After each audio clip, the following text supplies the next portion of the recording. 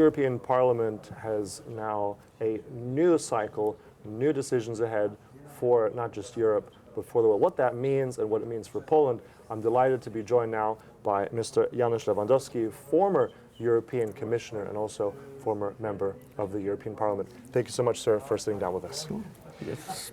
I want to start with a bit of history. You yourself, very much one of the first MEPs when Poland joined 20 years ago. How would you assess that time from 20 years to now for Poland and for the European Parliament? For Poland, this is about success story.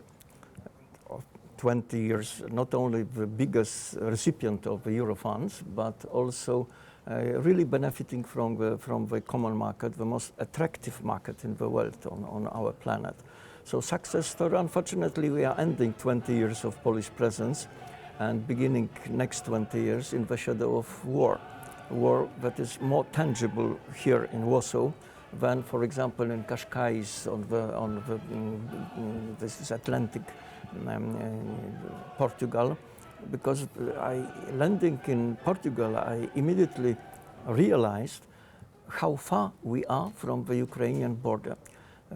This is really good experience to learn that we have different sensitivities in Europe. Not only Polish sensitivity, but also Iberian sensitivity, different priorities. Good experience, really. But really, what is our new mandate is starting under the shadow of war, which is so close to Poland. Mm-hmm.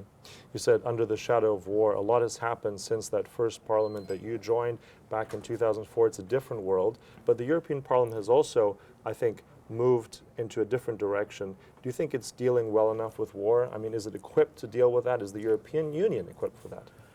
Well, European project was purely pacifistic project under the umbrella of security of the United States. With so many unknowns as to the presidential race across Atlantic, we have to build our own defense capacity, and this is a must. This is not the choice. This is a must. So this is somehow contradicting this very pacifistic nature of the European Union. But the integration of Europe has to gain military dimension, starting with integration of defense industry. That is already decided. Mm-hmm. And also, if we look to the future of the Parliament, it's by no means a foregone conclusion that Ms. von der Leyen will attain those numbers that she needs. If we're looking also at the Parliament, do you sense that she will continue her mandate? Do you think that's in any danger, considering the news we've had of the last days? I am almost sure, nobody is sure because this is a secret ballot, that Ursula von der Leyen will continue her mandate, not under the banner of Green Deal, but rather security, as we need to respond to all sorts of fears and insecurities populating now our continent. This is a big change from your first question when I was beginning in 2004. I am sure Ursula von der Leyen will continue. Metsola as a head of parliament will continue. The other nominations are clear, Antonio Costa and Kaja Kallas. As soon as possible, we should have these nominations behind and start real challenging work. Mm-hmm. Also a challenge, I'm curious, because if we look at the last days, actually just today we had news that Le Pen's Rassemblement National is joining this new Patriots group in the European Parliament. Looking at the numbers, might be the third largest group in Parliament. But if I look at the history, I mean, the ID group only formed in 2019. Then we go to 2015, the ENF Europe of Nations. Is this really a huge danger as we think it is, or is this simply them struggling forward? How do you assess it in your experience? I think voters in Europe appear to be reasonable. This is the result of European elections, contradictory to the opinion polls. Our group, which is a constructive group, was winner in these elections. Now we have the results of French elections, and this is not the good news for Le Pen. But of course I am afraid of of distraction that is possibly resulting from building right, far or radical right group in the parliament, so close to the interests of Kremlin. But we should take it into account.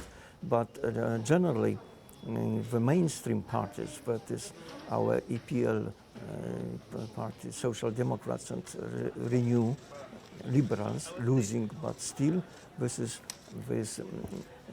I think 400 plus mandates in the new parliament. Mm-hmm. Now, much has been said about the cordon sanitaire, so this idea of keeping those forces at bay. Now, very much unsure what will happen to the far right. Does this make ECR more digestible, or how do you see the cordon sanitaire move forward? Cordon sanitaire n'existe pas, no longer, and we have to adjust. We should be more flexible in finding ad hoc compromises and solutions if votes of right part of the parliament is necessary to move forward. Mm-hmm. And also looking at, as you've said already, certain nominations are there. We have the first plenary coming forward. What do you see as one of the greatest changes? You've already mentioned defense. Is that the new focus for Europe moving into the next legislative agenda? Absolutely. We need to, we are competing as collective security, not so much dependent upon American guarantees of security. So we are competing as a collective force of in response to insecurities with nationalistic responses. And we need to prove that our collective force is the only guarantee of security on our continent. So this is number one priority, but of course we have to deal with migration. We cannot abandon Green Deal, but somehow flexibilization of Green Deal is necessary given even the tangible protests of rural areas in Europe. So challenging mandate ahead of us. As always. Also, speaking of challenges, the excessive deficit procedures have been launched against Poland by the Commission. Not the first time, mind you. So in your experience, how do you see this play out? Is this going to be a challenge for Poland? We have a new regime of financial stability in Europe that is more dependent on reducing the debt of the member states, and in this respect Poland is looking quite good in this respect.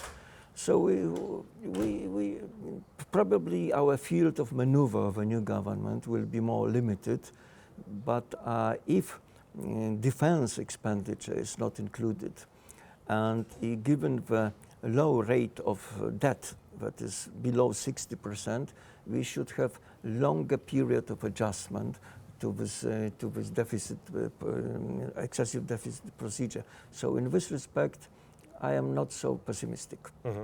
Well, because as you mentioned, defense, that is not cheap. I mean, a lot will be required, and it usually falls to the Council. The Germans have been against Eurobonds.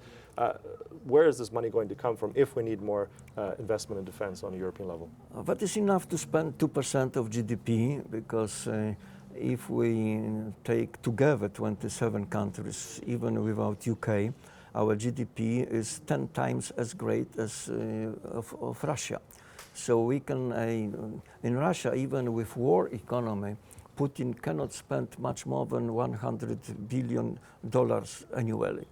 We spending at the national level, because we are missing money at the European level, 2%, we could spend more than 300 billion dollars annually.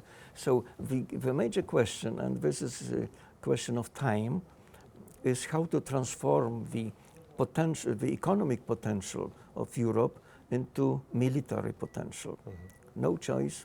We have no guarantee from across from the other side of Atlantic. Our strategic sovereignty is the must. Just very briefly at the end, you've been commissioner yourself. Any kind of ideas which kind of portfolios Poland might get in this new commission? No, I am not going to speculate, but I am not in favor of defense commissioner. What was promised was about fisheries and defense by Ursula von der Leyen. I think these are not portfolios for the Polish candidate. We should have, given the size of the country, the size of our delegation, serious commissioner. Yes, indeed. Thank you so much. Really appreciate your insights. Thank you. And thank you for watching. Sascha Fahrbach for TVP World.